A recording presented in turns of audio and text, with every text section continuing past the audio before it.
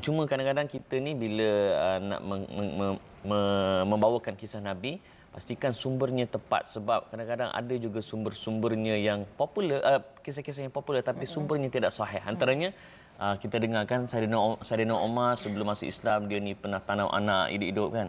Itu sebenarnya kisah yang batil diriwayatkan oleh Syiah. Dan kita cukup kena hati-hati kerana Syiah buat macam tu untuk memburukan Saidina Umar. Tapi kita sama je mempopularkan kisah tu. Kerana kena pastikan sama ada yang sahih ataupun yang palsu. Ataupun lagi satu apa? Lemah. Hadis lemah ada nama dia. Dhaif. Dhaif. Dahsyat rumah sekarang. Lupa lah nama tu. Kan? Belajar tahu. Okey, baik kita perkenalkan tetamu kita hari ini yang akan berbicara bagaimana pengaruh Nabi Muhammad SAW iaitu Puan Mona Izzah, pengkaji tim hadis psikologi. Assalamualaikum Puan. Waalaikumsalam warahmatullahi. Selamat datang ke rancangan Assalamualaikum. Saya difahamkan semalam ada rakaman untuk seorang wanita. Ya. So perbincangan yang sama ke? Sebenarnya sama, tapi mengenai sempena Nabi Muhammad ini orang yang hebat. Jadi kita kongsikan bagaimana Nabi ini seorang yang berpengaruh dan pada hari ini juga kita akan kongsikan untuk penonton. Assalamualaikum. Alang-alang nak tanya kan? Nabi Muhammad SAW, baginda SAW adalah seorang yang berpengaruh. Antara pengaruhnya adalah cara baginda berbicara. Ya. Dan saya teringat ada satu disebut khatibun nas ala khadri uquli. Bercakap dengan manusia mengikut kadar pemikiran mereka. Apa maksud di sebalik kata-kata ini dan kehebatan komunikasi Nabi Muhammad SAW? Baik. Assalamualaikum. Terima kasih Amin dan Puan Irma. Kami tim pengkaji hadis psikologi sebenarnya menjalankan kajian selama 2 tahun. Bagaimana daripada hadis Nabi Muhammad ini kita keluarkan data-data dan daripada data ini kita mendapati bahawa Nabi menggunakan komunikasi yang cukup baik dan berpengaruh. Sebab itu bila Amin sebut tadi Nabi ini berpengaruh sehingga sekarang kerana kehebatan komunikasinya. Dan betul yang Amin kata, yang Amin sebut hadis itu, Nabi diperintahkan untuk berbicara dengan orang-orang di sekelilingnya mengikut kemampuan akal fikiran mereka. Jadi dalam kebanyakan hadis kita melihat orang yang di sekeliling Nabi ini dikelilingi oleh orang-orang pertama, orang-orang yang corot ibadatnya, corot imannya, dan juga orang yang VIP seperti sahabatnya Abu Bakar, Osman, Ali dan mereka yang lain. VIP kita panggil VIP. Jadi daripada teknik itu kita melihat 2 perkara utama yang Nabi gunakan. Selama ini kita fikir macam mana kita mahu menjadi orang yang sabar seperti Nabi. Bila kita buat kajian, kita keluarkan teknik dan kita sebagai umatnya kita boleh ikut. Bukan kata Nabi itu sudah ada sifat yang wajib, tapi bila menyebut tentang komunikasi, kita sebagai umat kita boleh ikut dengan teknik ini. Pertama, Nabi berbicara dengan orang, Nabi membuang rasa risiko sosial, iaitu Nabi delete ketakutan orang, Nabi delete rasa malu orang itu dan Nabi menggunakan teknik pujian dalam mendorong perubahan tingkah laku. Nabi jaga aib orang. Jaga aib orang. Boleh saya kisahkan satu hadis ini di mana pada satu masa Abdullah sahabat Nabi ini digelar Al-Himar. Al-Himar ini seorang peminum arak, diketagih arak. Jadi kerap benar dia dibawa ke hadapan Nabi untuk dirotan. Nabi tetap melakukan hukuman ke atas bersalah yang dikenakan hukuman seperti arak. Minum arak kan? Ketika Nabi merotan itu, kita infer tidak ada perkataan yang keluar daripada mulut Nabi. Nabi rotan sahaja. Sehingga ada seorang lelaki berkata, kutuklah dia. Maknanya Nabi bila rotan dia kata, rasa degil, minum arak, padam muka ambil kau, tak ada? Tak ada. Nabi diam sahaja. Kemudian lelaki itu kata, kutuklah dia. Kerap benar dia dibawa ke hadapan Nabi untuk dirotan. Apa Nabi buat ketika itu? Nabi terus bercakap kepada orang ini, jangan kutuk dia. Demi Allah, sesungguhnya dia mencintai Allah dan Rasul. Masya Allah. Daripada hadis ini kami pengkaji, subhanallah, berfikir amalan lazimnya apabila kita berhadapan dengan orang yang salah, apa yang kita buat selalunya? Tengah kena hukum itu dan telah dibuktikan bersalah. Telah dibuktikan bersalah. Tetapi hukuman dengan fizikal dan mulut lebih berbeza. Disebab itulah di situ kita kaitkan bahawa Nabi delete risiko sosial. Nabi menjaga aibnya, malah Nabi backup orang salah ini, jangan kutuk dia. Aku tahu dia cinta Allah dan aku. Jadi di situ apa perasaan Himar ketika Abdullah ketika ini, barangkali kita membuat andaian dia berasa, ya Allah, seorang Nabi backup melindungi perasaan. Walaupun dah buat salah. perintah. Ya. Jadi selepas itu tidak lagi dilaporkan Himar ini meminum arak. Jadi kesan inilah yang tim pengkaji mengeluarkan teknik-teknik supaya kita umatnya boleh mengamalkan teknik ini dengan mudah, dan yang apabila kita berkata pengamalan sunnah itu adalah teknik yang boleh kita ikut. Nanti saya boleh kongsikan bagaimana satu lagi teknik, iaitu teknik memuji. Okey, sebelum kita pergi teknik memuji kan, Nabi kalaulah dia berjumpa dengan orang yang dia tak setuju. Baik. Macam mana? Ada Bercanggah pendapat. macam contohnya Irma sebut satu benda kan. Saya tak setujulah awak. Kan? Adakah begitu cara Nabi Muhammad SAW? Okey, berpengaruhnya Nabi ini apabila menggunakan dua cara. Pertama yang kita katakan tadi, komunikasi lisan. Kedua, bukan lisan. Di mana pada satu masa Nabi pernah menganjurkan para sahabat untuk bersedekah apabila ada seorang lelaki datang daripada kampung dengan pakaian yang tidak terurus. Maksud kalau orang keadaan biasanya kita tengok orang datang dari kampung tidak beretika, tidak pakaian yang tidak terurus. Ketika itu Nabi berkata pada sahabatnya, Nabi menganjurkan untuk bersedekah. Di sini kita lihat bahawa ada masanya kata-kata Nabi tidak didengar oleh para sahabat.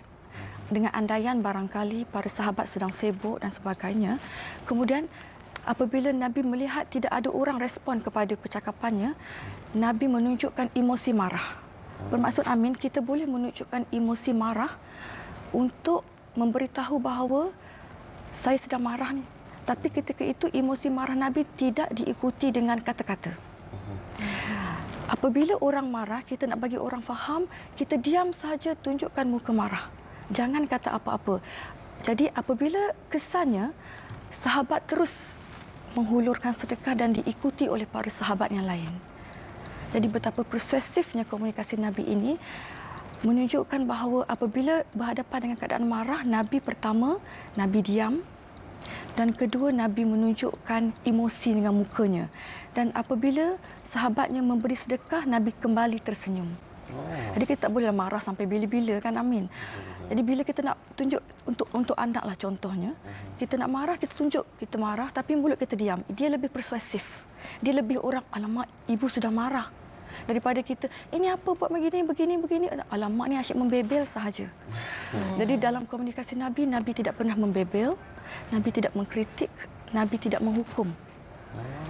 Nabi yang tidak menghukum ni sangat menarik dalam satu hadis di mana seorang lelaki datang menghadap Nabi untuk mengakui dia telah membuat kesalahan dengan seorang perempuan. Dia mengaku, ya Rasulullah, aku sudah lakukan kesemuanya kecuali bersetubuh dengannya. Kemudian Umar yang berada di situ, dia marah lelaki ini, dia kata, Allah telah tutup aib kamu. Jadi kenapa kamu buka aib? Jadi ketika itu Nabi diam sahaja, tak berkata apa-apa. Kemudian lelaki itu pun pulang. Apabila tengok lelaki itu pulang, Nabi meminta seorang sahabatnya untuk memanggil beliau kembali. Dan lelaki itu kembali, Nabi menyebut satu ayat daripada surah Al-Hud. Nabi berkata, sembahyanglah lakukanlah sembahyang dari permulaan pagi hingga malam, iaitu solat fardu, dan bahagian permulaan malam, iaitu sembahyang tahajud, sembahyang taubat kan. Sesungguhnya perbuatan yang baik menghapuskan dosa perbuatan buruk. Ada lelaki di situ bertanya, adakah ayat itu ditujukan kepada lelaki itu seorang ataupun pada semua orang? Nabi berkata, pada semua orang. Jadi pengkaji buat inference di situ, mengatakan barangkali ada orang lain yang juga melakukan kesalahan seperti lelaki itu tetapi tidak berani mengaku. Jadi apabila Nabi berkata begitu, tak perlu orang lain pun nak mengaku juga, Amin. Jadi pada amalan lazim kita, masyarakat kita, apabila orang membuat kesalahan, kita makin soal siasat. Di sini kita mengatakan Nabi tidak soal siasat sebab kita tidak tahu nama lelaki itu, kita tidak tahu nama wanita yang dia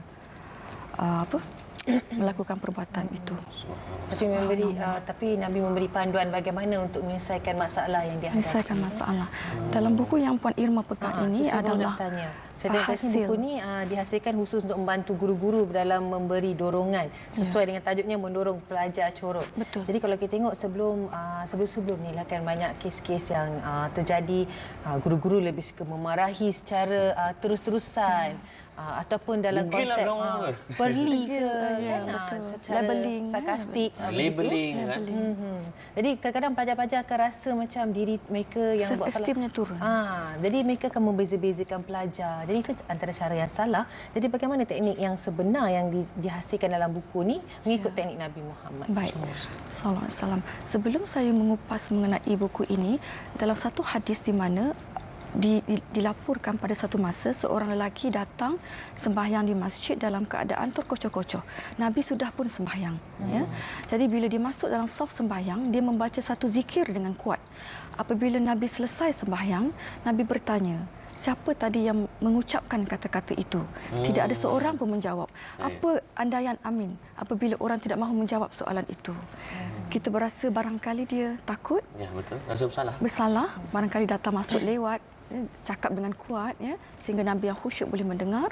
Kemudian Nabi berkata sekali lagi, siapakah tadi yang mengucapkan kata-kata itu? Sesungguhnya tidak ada dosa di situ. Oh, terus. Terus saya ya Rasulullah, saya yang mengucapkan, saya tadi datang sembahyang dengan keadaan terkocoh-kocoh. Apa yang Nabi buat lagi? Nabi tidak berkata, kamu ni tak tahu ke orang dah start sembahyang, bla bla bla bla. Tak faham je lah. Tak faham saja. Begitu ya. Apa Nabi sebut? Sungguh aku melihat 12 malaikat saling berebut mengangkat kata-kata itu. Dalam hadis yang lain dilaporkan Ibnu Umar berkata, selepas itu aku tidak lagi meninggalkan zikir itu. Ini yang dikatakan doa iftitah itu ya, sembahyang.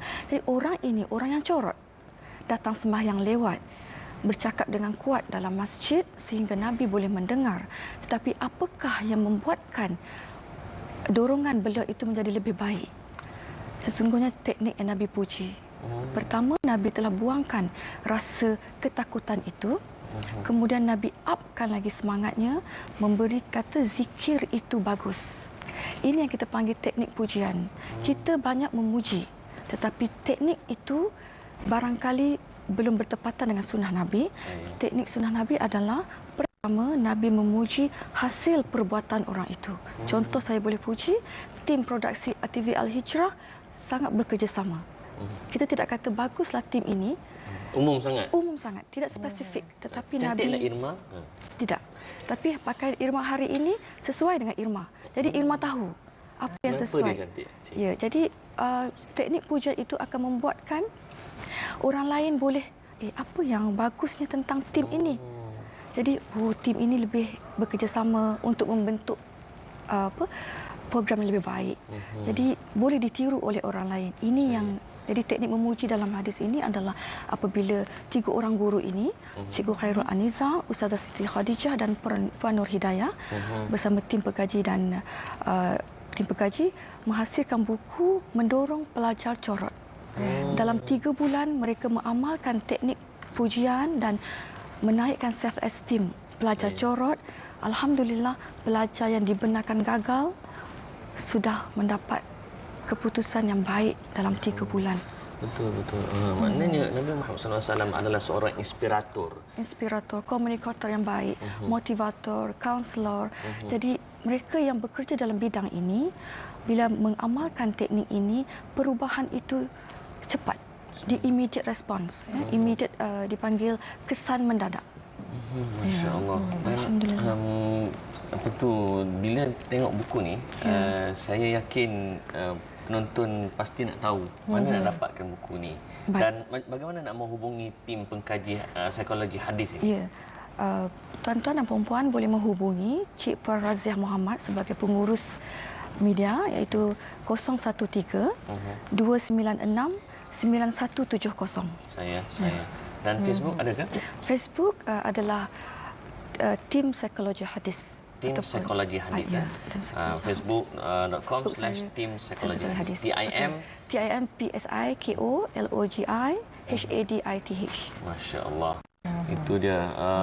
Dan saya pasti buku ni bukan saja untuk para guru, tapi ibu bapa juga boleh menggunakan buku ni sebagai satu panduan yang cukup baik untuk mendidik anak-anak. Dalam bulan April, insya-Allah kita akan adakan seminar untuk mempersembahkan modul-modul yang bertepatan dengan setiap insan yang bergelar korporat, ibu bapa, pendidik dan mereka yang berkecimpung dalam mendidik dan mengawal orang-orang bawah. Pada bulan April. Jadi bagaimana nak ingin mendaftar? Boleh buka daripada sekarang ke? Pendaftaran kita akan umumkan nanti di Facebook. Dalam Facebook ya. Dan beberapa bulan pun akan diumumkan dalam Facebook. InsyaAllah. Ya, itu dia para penonton daripada Puan Muna Izzah berkongsi tentang bagaimana kehebatan pengaruh Nabi Muhammad SAW. Puan Muna sebagai kesimpulan di atas perbincangan kita ini, para penonton, supaya kita hidup bukan hanya kata cinta pada Nabi, tapi kita juga mengamalkan apa yang Nabi buat. Sebagai kesimpulan, saya sendiri sebagai umat Nabi Muhammad, kita menyatakan cinta kepada Nabi bukan setakat sambutan yang besar ataupun kata-kata kita cinta kepada Nabi, tetapi lebih kepada pengamalan teknik itu dan betapa mudahnya teknik Nabi Muhammad ini. Kerana Nabi juga manusia seperti kita. Nabi tidak mungkin meninggalkan perkara yang sukar untuk kita amalkan, dan insya-Allah kita mengamalkan itu. Atas sebab itulah Nabi menyebut ummati, ummati, ummati di akhir hayatnya. InsyaAllah. Baiklah, itu dia Puan Muna Izzah Fadil berkongsi tentang pengaruh Nabi Muhammad SAW. Macam mana, Pak? Biasa? Seronok. Kalau ikutkan tak puas nak bincangkan sebab kita nak tanya lagi macam-macam tips dari segi penerangan yang diberikan tu cukup jelas sekali. Dan insya-Allah anda boleh pergi ke facebook.com/ tim psikologi hadis, tim hadis psikologi. Tim hadis psikologi terbalik pula. Dan kita muatkan di dalam Facebook. Assalamualaikum. Anda boleh mendapatkan segala detail yang kami sebutkan bagaimana nak menghubungi tim ini. Jadi para penonton,